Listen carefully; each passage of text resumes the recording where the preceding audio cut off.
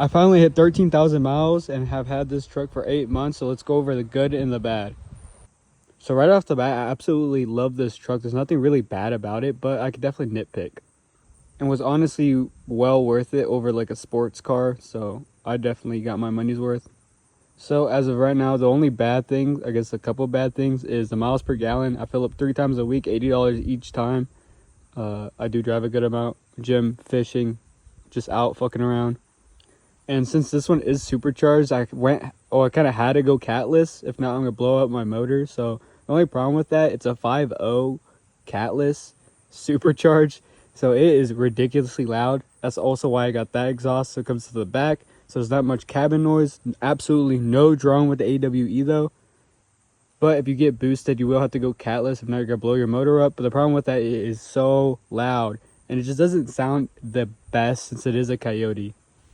So there's a couple of things in the exterior, obviously. I mean, 13,000 miles, I already have a big dent from who knows what. And I also have a bunch of cracking, and it smashed my lip somehow, even though this thing isn't even that low. Also, Riotech suspension all around, traction bars with a sway bar. All 4 corners are squeaking like a motherfucker. Braking, accelerating, just honestly just sitting there. If I move inside the cab, it starts squeaking really, really loud.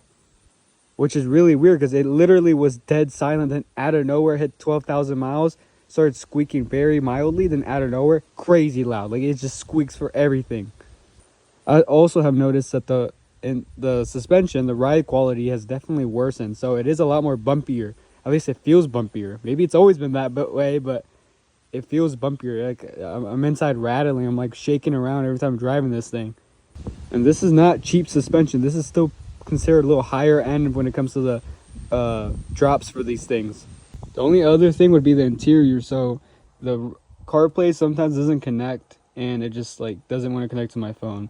Other than that, interior wise, there's really nothing else. I mean, the screens aren't really that laggy. The sound still works. I mean, overall, 10 out of 10 would definitely recommend to anyone.